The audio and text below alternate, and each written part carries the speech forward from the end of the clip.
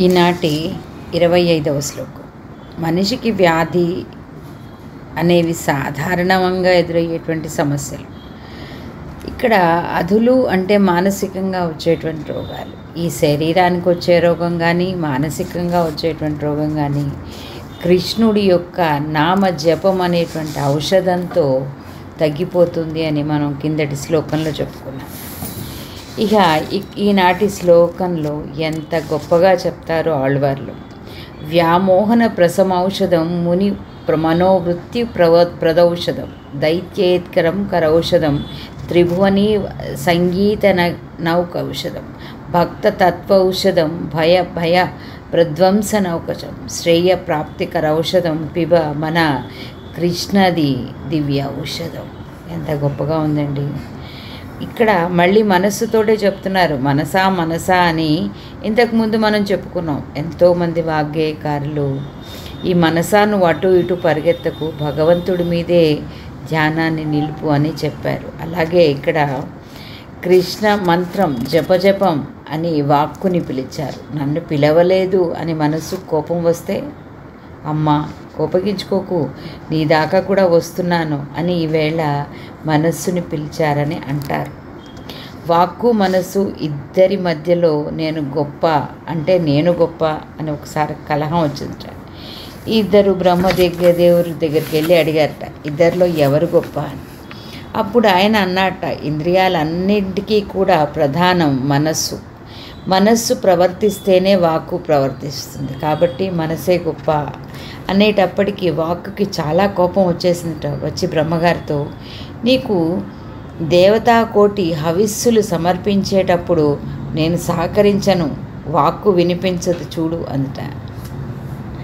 అంటే వెంటనే బ్రహ్మగారు అన్నారట, నాకు హవిస్సు చేరాలి కానీ వాక్కు చేరకపోతే వచ్చే నష్టం ఏమీ లేదు. అందుకే యాగాలలో ఇంద్ర రుద్ర వరుణాగ్నులు అందరికీ మంత్రాలు గట్టిగా చదువుతారు. బ్రహ్మగారికి అర్పించే మంత్రం మాత్రం మౌనంగా అర్పిస్తారు. ఇక్కడ మోహం అంటే మూర్ఛ అనే అర్థం కూడా ఉంది. ఒక అమోఘం ధోరణి అని మనకి బాగా తెలిసేలా చెప్పుకోవాలంటే సన్నిపాత జ్వరం వచ్చిన అయోమయ పరిస్థితి అని ఒక రకంగా దీన్ని నిర్వచించవచ్చేమో. ఔషధం వైద్య భిషక్ భేషజం, ముందు వేరు మందిచ్చే వైద్యుడు వేరు అని శ్రీమన్నారాయణుడికి పేర్లు వేరువేరుగా ఉంటాయి. కానీ ఇక్కడ ఆయనే అన్నీ అని మనం మళ్ళీ చెప్పుకుంటున్నాం.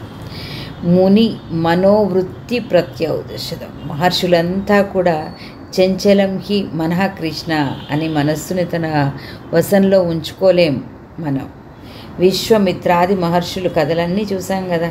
ఒక చోట రంభ, ఓ చోట మేనక, ఇలా ఉండేటువంటివి కూడా మనస్సు ఆధీనంలో లేనప్పుడు ఇలాంటివన్నీ జరుగుతూ ఉంటాయి. దైత్య నార్దాత్తి కరౌషధం, రాక్షసులందరికీ కూడా ఆర్తిని కలిగిస్తుంది. ఆర్తి అంటే వేడి అని చెప్పుకున్నామనుకోండి. శరీరం చల్లబడితే వేడి పుట్టించాలని ముందే వేయాలి. ఇలా అంటే ఇక్కడ ప్రాణం పోయే సమయంలో కూడా ఇలాంటివన్నీ కూడా జరుగుతూ ఉంటాయి. ఇక్కడ అలాగే భక్త తత్యాది హితౌషధం, భక్తులకి చాలా హితమైనటువంటిది ఈ ఔషధం. ఇంతకుముందు మనం శ్లోకంలో చెప్పుకున్నాం పురుషాలు. భవభయ ప్రద్యౌషధం, భవభయ ప్రధ్వంస నైకౌషధం. భవభయము అంటే మనము ఎన్నోసార్లు చెప్పుకున్నట్టుగా భవసాగరం సంసారం అనేటువంటి దాన్ని మళ్ళీ పుట్టినప్పటి నుంచి పోయే వరకు కూడా ఈ మధ్యలో ఉండే ప్రతి ఒక్క దీన్ని కూడా మనం సంసారం కిందే చెప్పుకుంటాం. ఇంతే కాదండి, శ్రేయ ప్రాప్తి కరౌషధం, శ్రేయస్సు ప్రేయస్సు అని రెండు మాటలు ఉంటాయి. శ్రేయస్సు అంటే మోక్షం, ప్రేయస్సు అంటే ఇహలోకం. శ్రేయ ప్రాప్తి కరౌషధం, మోక్షాన్ని ఇవ్వగలిగిన ఏకైక మంత్రం ఈ కృష్ణ మంత్రం. కాబట్టి మనస్సు ఈవేళ ఇదొక అనుపానంగా మనం చెప్పుకుంటున్నాం.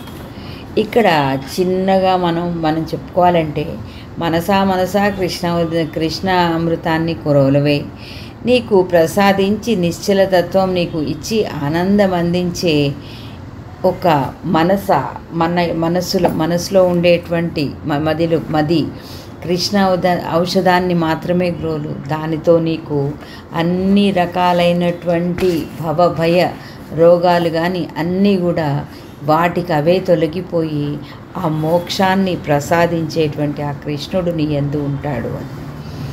ఇక మామూలు మాటల్లో మనం ఎప్పుడు చెప్పుకునే విధంగా జన్మమూల మెరుగ చైతన్యమూర్తివే, జన్మమూల మెరుగ చైతన్యమూర్తివే, మరణ జాడ నీ నీడలేదే, యముడు లేడే ఆడి అబ్బయ్యును లేడే.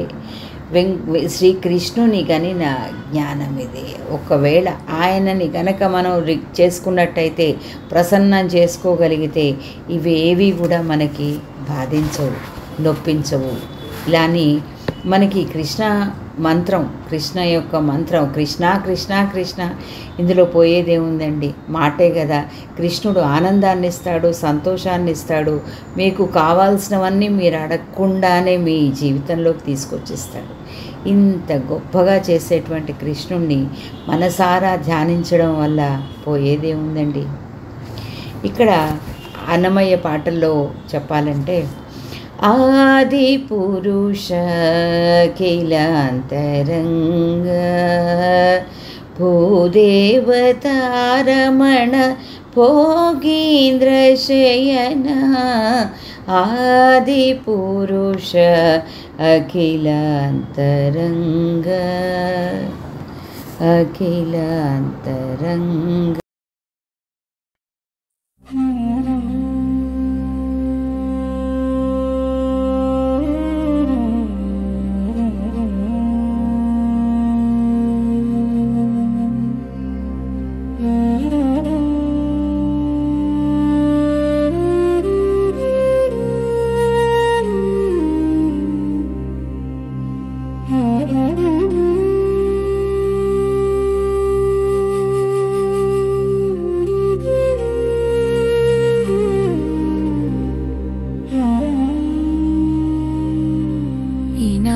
విశ్వశ్లోకం మనిషికి వ్యాధి అనేవి సాధారణంగా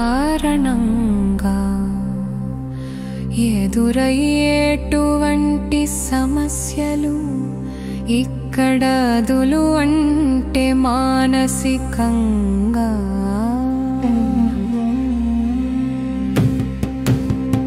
వచ్చేటువంటి రోగాలు ఈ శరీరానికి వచ్చే రోగంగాని మానసికంగా, వచ్చేటువంటి రోగంగాని కృష్ణుడి యొక్క నామజపం అనేటువంటి ఔషధంతో తగ్గిపోతుంది అని మనం కిందటి శ్లోకంలో చెప్పుకున్నా. ఇక ఈనాటి శ్లోకంలో ఎంత గొప్పగా చెప్పారో ఆళ్వారు.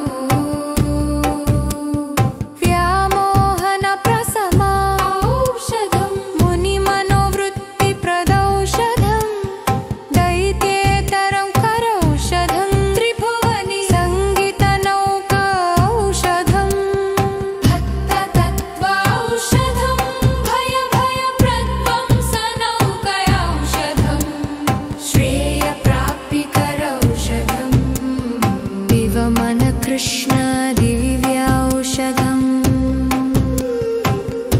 ఎంత గొప్పగా ఉందండి ఇక్కడ మళ్ళీ మనసుతోటే చెప్తున్నారు. మనసా మనసా అని ఇంతకు ముందు మనం చెప్పుకున్నాం. ఎంతో